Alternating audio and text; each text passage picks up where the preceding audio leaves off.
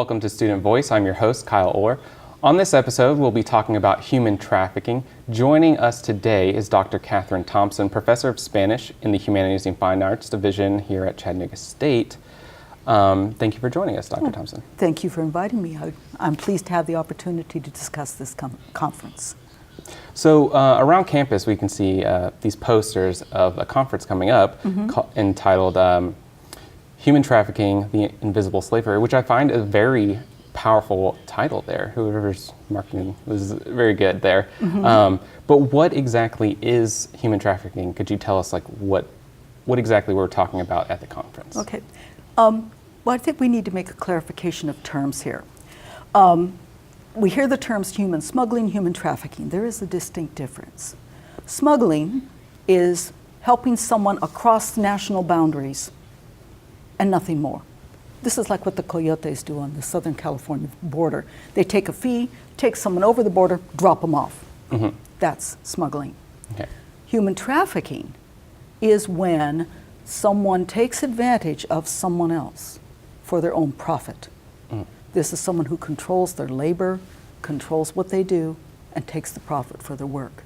Human trafficking can be in farm labor, it can be domestic service like nannies and maids who are forced to work, don't get holidays, don't get paid, or very commonly sex workers.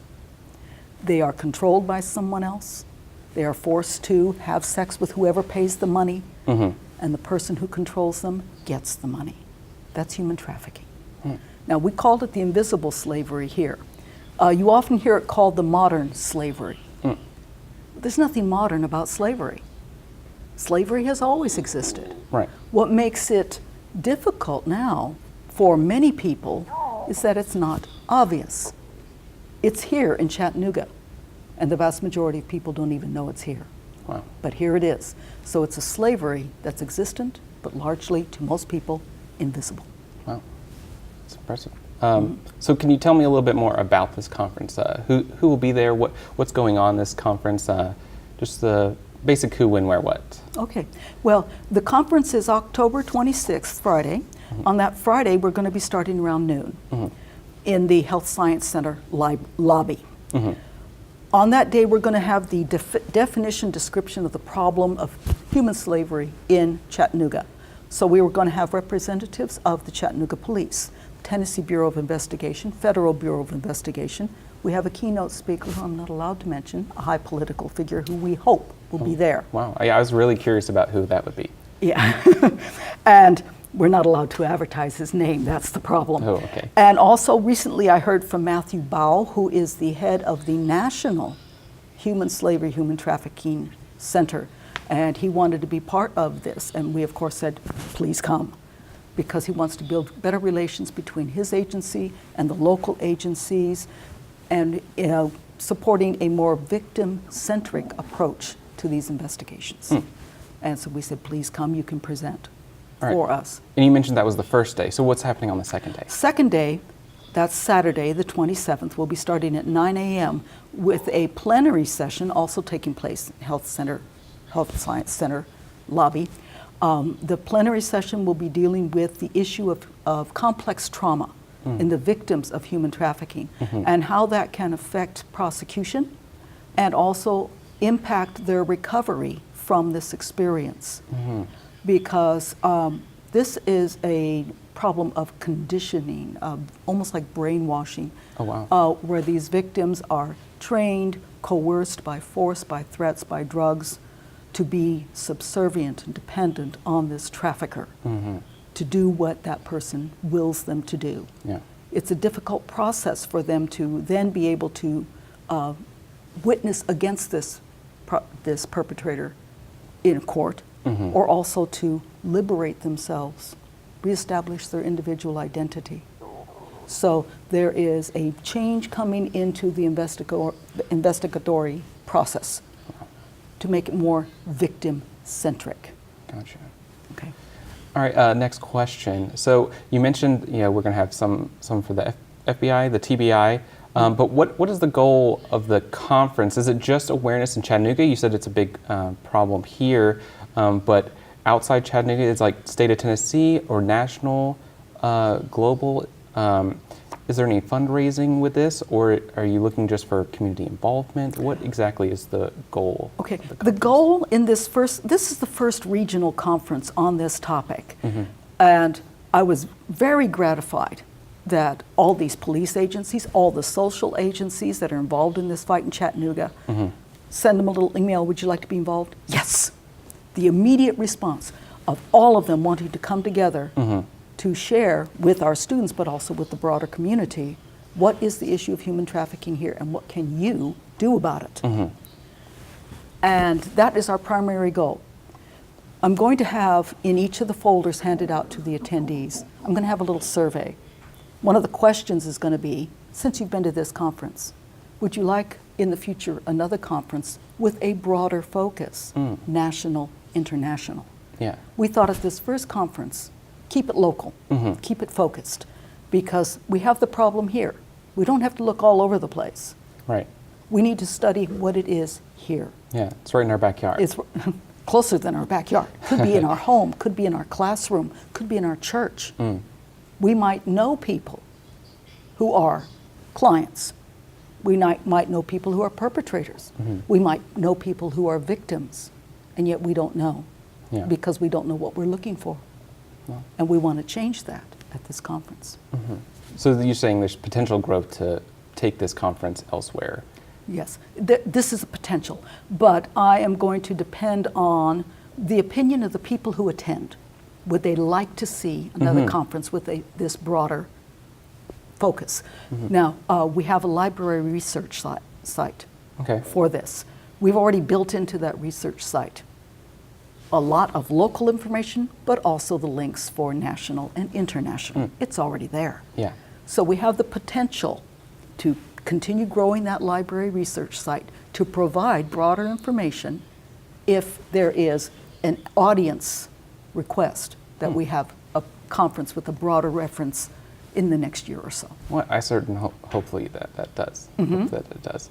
I want to take you on a little different direction if you care to share, but I was curious about what got you involved in this. What got this conference started? Could you tell me a little bit about that? Well, a little over a year ago, we had a couple of guest speakers here on campus. One was the Mekong Club, whose link is on our library website. They deal with the fight against human trafficking, specifically labor trafficking in Southeast Asia, which is a major problem there. I didn't invite them for this conference because of their international Southeast Asia focus, but they got me thinking about human trafficking when they were talking about how cities or provinces that are close to borders can be a point of trafficking because it's easy to move people in and out of the jurisdiction. Where's Chattanooga? Right on the border with both Georgia and Alabama. And I thought, we're here. Yeah. We also had a gentleman who was a former member of Scotland Yard come and talk about human trafficking out of Eastern Europe into Western Europe, wow. particularly sex trafficking. This is nothing new. I ordered a book for the library that's called Bodies and Souls, which is about the history of trafficking of young girls out of the shtetls of Western Russia and Poland into the brothels of the Americas. That traffic carried on right up until World War II when the Nazis did away with all the people in those shtetls. Wow. It's nothing new. But in talking with the police and the local agencies like Second Life, I found out the problem in Chattanooga is not imported from Georgia and Alabama. It's generated here.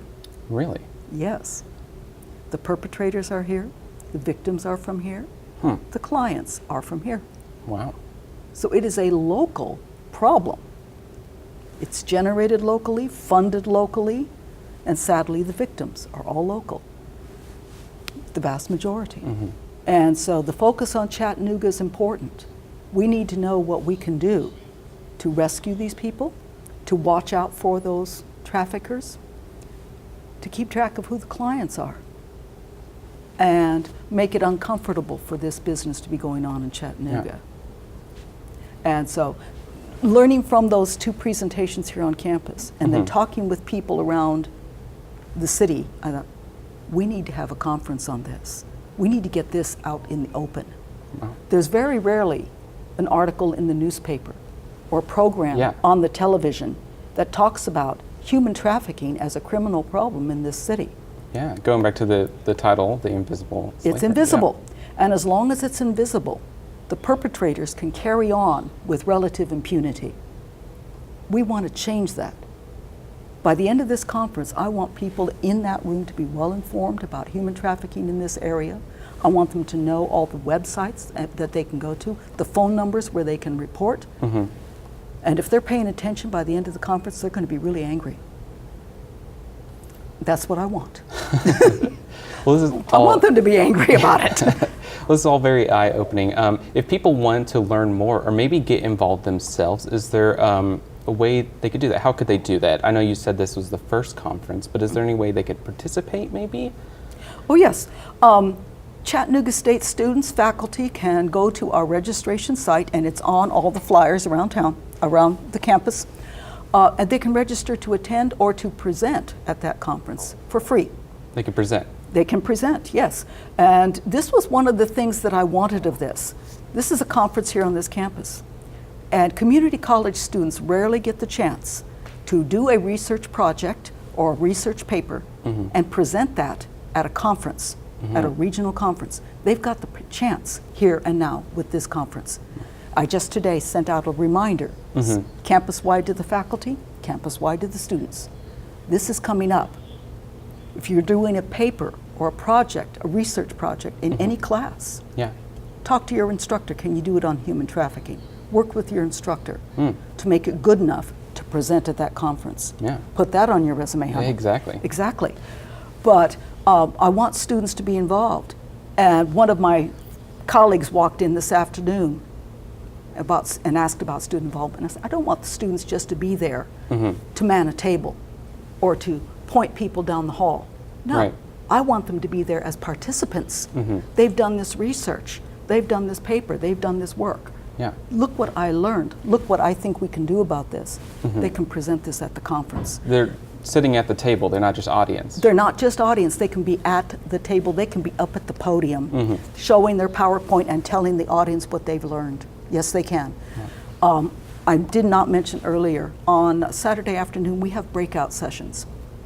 So if they want to give a presentation about human trafficking in the trucking industry, they can do that. If they want to do a presentation, for example, an education student wants to do a presentation about a lesson plan that they designed on teaching human trafficking to that very vulnerable audience, junior high kids.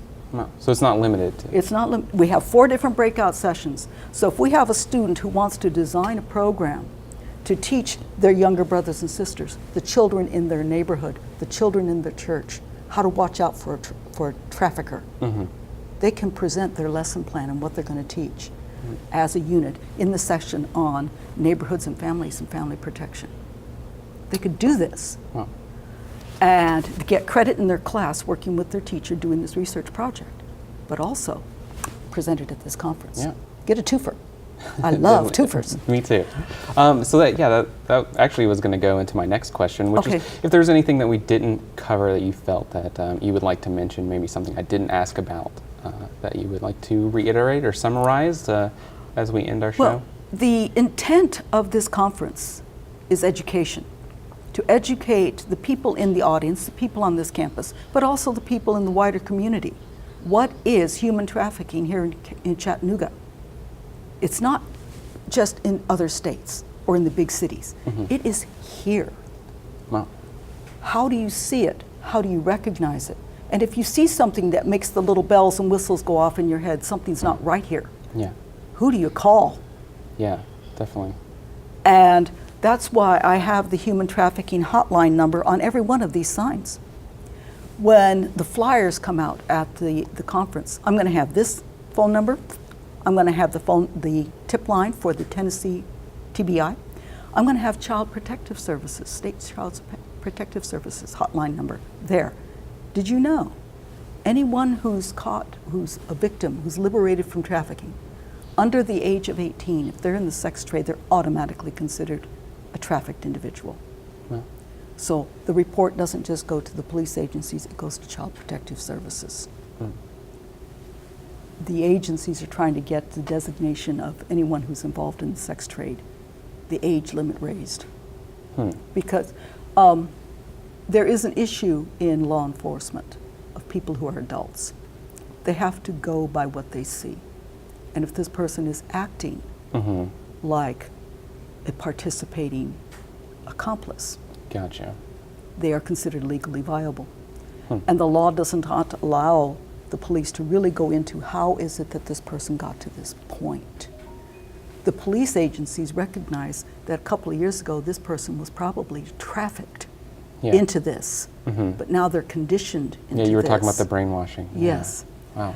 And the upshot is the laws concerning prostitution are a bit archaic. You know, the woman is a fallen woman. She should pay for what she has done, this terrible sin. The laws against the clients are comparatively very light. You know, this is a weakness amongst men. It's a foible. It's a foible. It's not nearly as legally complex as being charged with prostitution. Okay.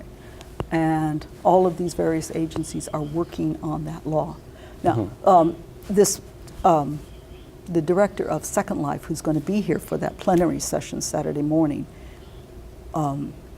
he can tell us then that Tennessee is at the forefront in revamping and changing laws in relation to human trafficking in this state. It's done more than most other states in the country in relation to human trafficking. That's something that I think is very proud to say.